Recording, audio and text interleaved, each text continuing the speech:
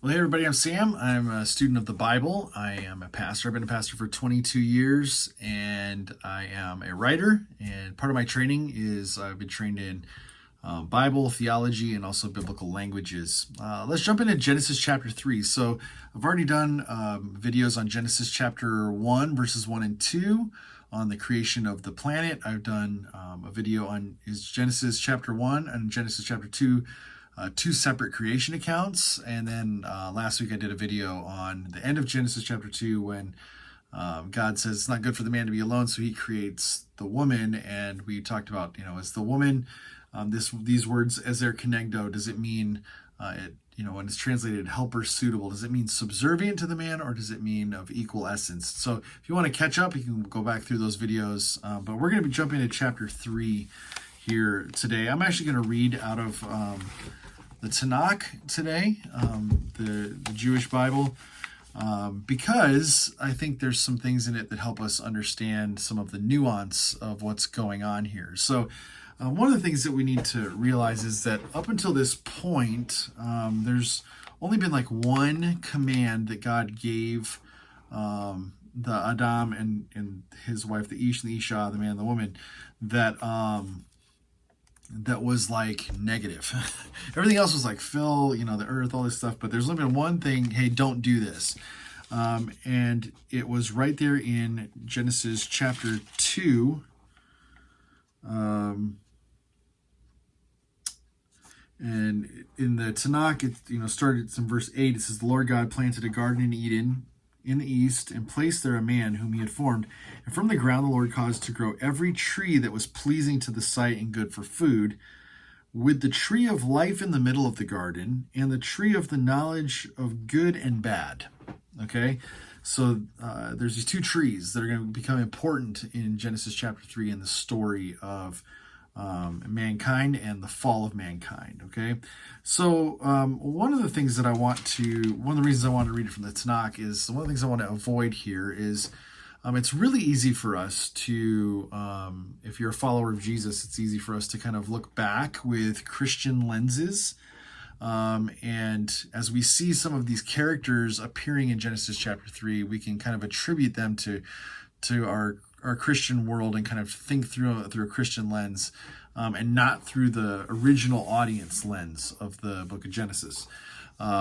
And so we can attribute, for example, this serpent, we can attribute the devil or Satan to that, which they certainly would not have done. The first audience of Genesis, they would not have read that in. That didn't happen until much, much later. Getting close to the first century, either the first century BCE or the first century CE, was the times that they started attributing Satan and the devil to this serpent in Genesis chapter 3. And so what I want to do is I want to just kind of pause our Christian lenses for a second, if that's the way you're reading the story, and just try to see it through the lens of what an original audience of Genesis 3 would have seen. And what they would have seen is a snake, a serpent, and what the serpent did. Okay, and so let's try to do it that way. And then the second thing I want to address here is the question that pops up inevitably when you're reading this: is this literal or is this historical? Or literal or figurative, I guess I should say, not historical. Is this historical or is it figurative? And I have to tell you, I don't know. I mean, there's so many things in this story that point to myth telling, talking serpents, magical fruit, anthropomorphized gods, that kind of stuff that's very mythic in its language, and it really ties into a lot of the mythic language of other cultures and the way they wrote. So there definitely is that could attribute it to be a more figurative expression of how we kind of got to where we got to. But the rest of the scriptures use this as a very historical kind of event. So I don't know. I don't want to make a statement one way or another about that. What I do want to say is this: that no matter if you take this one way or another in this, what you're going to find out is that man has a problem called sin. And we all struggle with that problem. Okay, and so this is a great like Pandora's box way to kind of explain that problem, either in a historical way or in a figurative way. Okay, so I just want to jump into this story, Genesis chapter 3, and I want to see what's going on here, and I want to ask a really big question that I think we need to answer. Okay, so it says this. It actually, the beginning of Genesis chapter 3 actually starts at the end of chapter 2 when it says the two of them were naked, and the man and his wife, and yet they felt no shame. Okay, so that starts a new paragraph in here of Genesis chapter 3 now. Verse 1. Now the serpent was the shrewdest of all the wild beasts that the Lord God had made. Now, when you see that word shrewdest, I think in the NIV, it's translated, the serpent was more crafty. Okay, and it's this idea that we should read that and all of a sudden have this mistrust of the serpent. Like, we should not want to trust this character. This character is a bad character. This character has evil intentions. This character has crafty intentions. They're not to be trusted in this story whatsoever. That should be our clue. Okay, so the writer wants to give us that right from the beginning. Like, do not trust this character. Even if the character tells you something that sounds like it might be true, don't trust it, because its intentions ultimately are going to be bad. Okay, so look what happens here. It says, the serpent was the shrewdest of all the wild beasts that the Lord God had made. He said to the woman, did God really say you shall not eat of any tree of the garden? Okay, so right off the bat, he's trying to kind of use a lie in the form of like a question. Like, did God really tell you like not to eat of all the trees? Like, what's God doing here? And he's using this question to make the woman doubt God who created them from the beginning. And so she begins to answer this question in a way that like she's like, no, that's not what God said. But like, well, why would God say this? Like, in the back of her mind, right? So she says to the serpent, we may eat of the fruit of the other trees of the garden. It's only about the fruit of the tree in the middle of the garden that God said, you shall not eat of it or touch it, lest you die. Okay, so God's instructions to the man were not, don't touch it. Okay, that wasn't it. He said, do not eat of that tree, the knowledge of good and bad, or the knowledge of good and evil, or you will die. But he does not say, don't touch it. And what I think is fascinating is there are two trees in the middle of the garden, the tree of life, the tree of knowledge of good and evil. What we're told here by the woman, though, is that don't touch or eat of the fruit of the tree in the middle of the garden. Don't do that.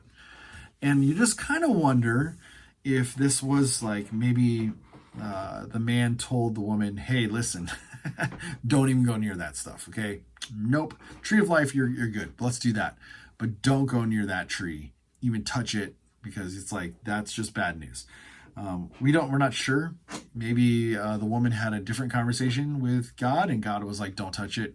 We're not told that, but she makes this leap here and tells the serpent this. The serpent in verse 4 says back to her, the serpent said to the woman, you are not going to die, but God knows that as soon as you eat of it, your eyes will be opened and you will be like divine beings who know good and bad. You'll be like the gods who know the difference between good and bad. Now, here's the deal. The serpent is basically calling God on the carpet here and saying, basically, in the best sense, maybe the serpent's telling the woman, listen, God, he wasn't completely honest with you. He was kind of maybe misleading you. At worst, he's saying God is outright lying to them and saying, listen, you're not going to die. Like, the serpent knows something about the fruit.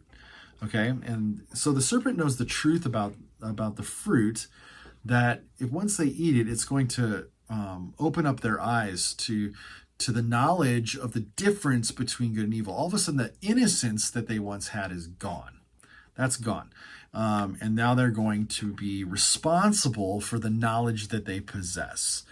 Okay, and the serpent knows that and knows, wow, you're going to be like the divine beings. You're going to be like the gods. You're going to know the difference between good and evil. Up until this point, they were innocent to evil, and all they knew was good. And so if they would have done something that would have been wrong, whatever, they wouldn't even have known it. They would have been innocent towards it. But now, knowing the difference between the two, now they have responsibility for what they know. And so the serpent knows that's the divine being's role. That's what a divine being has, is the knowledge and the wisdom to be able to like discern between good and evil, not just this innocence like a baby, like a child kind of a thing. You're going to be grown up. You're going to be like the divine beings. You're going to be like the gods. And that becomes appealing to the woman. And it's also like she's now mistrusting God because, wait a second, did God lie to me? Which brings up a great question that we need to wrestle with in this text. Did God lie to the man and the woman? And there's a lot of different scholars who wrestle with this idea. Here's my take on it. I don't believe that God outright lied to the man and the woman. I think God knew exactly what would happen if they ate it, that they would have their eyes open, that they would become like divine beings, they would become like God, the gods. And as long as they had access to the tree of life, then this was a problem. And so, because while God could take care of the knowledge of evil, mankind can't. And so to have an ultimate evil rooted being with a sin problem living forever for all of eternity in like, that's a bad deal. And so God knew that he was going to have to take them away from the tree of life, which meant they would surely die. Okay, now that's a jumping all around and wrestling through all of that. But the serpent didn't know that. The serpent just knew what the fruit did. And so the serpent's like, well, God knows what the fruit does. It's not poisonous. It's not going to kill you. He didn't know what God would do, but he knew maybe God would do something retributive. But he was like, nah, that's not the fruit's fault. That's your fault. The snake is just there to deceive the human beings. So I don't believe that, I don't think that God lied in chapter 2. I think God knew exactly what he would have to do, and it would sadden his heart to have to do it if they were to eat of this tree. Okay, but the snake says, hey, I'm going to try to get you to eat of this tree because I know then now you have to deal with God, kind of a deal. And so what happens is, like what we said, the woman saw that the tree was good for eating and delight to the eyes, and the tree was desirable as a source of wisdom. She took of its fruit and ate it. She also gave some to her husband, and he ate. Then the eyes of both of them were opened, and they perceived that they were naked. They sewed fig leaves together, and they made themselves loincloths, and eventually just ran and hid. And that's how that part of the story ends. And what I think is fascinating here is that in the Hebrew here, there's a word that helps us understand that the Adam, the man, was not like off somewhere doing his own thing and the woman was by herself with the snake. No, they were standing side by side, and he did nothing to stop this. He did nothing to discourage it, whatever. He was just right there, complicit in the whole thing, which makes his argument later on when God finds them and says, what has happened? And he says, the woman you gave me did this. It makes his argument null and void. Like, it's a moot point. Like, dude, you were standing right there and you did nothing about it. Okay. So anyway, we'll get to that in another video. I think it's fascinating. But so the man and the woman are deceived by the serpent, which that's the serpent's role. The serpent's role is to be shrewd, to be crafty. And we're not to trust the serpent. And the serpent proves untrustworthy by telling a half truth.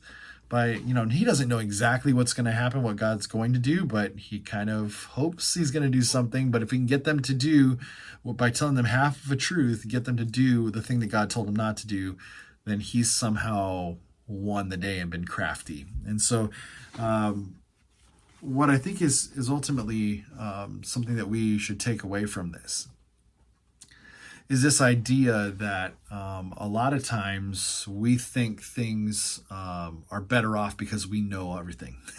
And we know that, like, this idea of the knowledge of good and evil, they thought, oh, this is going to be great for wisdom, and we're going to be able to do all this, and we could be like God. And ultimately it becomes our demise, that maybe we're better off not having to deal with these things, not having to know these things. But this part of the story, it really just, it jumps in and it shows us that from the very beginning, whether this is, like I said, whether it's historical, whether it's figurative, from the very beginning, we've had a problem. And that problem is we want to do things our way and be our own gods. And that's not the role that we were given. We were to be in God's image, to be God's representatives here on this earth, his royal representatives. But we were not ever meant to be our own gods. And that's why this is such an egregious thing to do against God and disobeying him. And that's why retribution happens and punishment happens and curse happens because of this disobedience. Okay, and we'll get into that in the next video. But hopefully that was a helpful way to look at the beginning part of Genesis chapter 3. Next video, like I said, we're going to look at the end of chapter 3 and the curse. Yeah, if you haven't given me a like or subscribe yet, I'd love for you to do that, and I'll see you in the next video.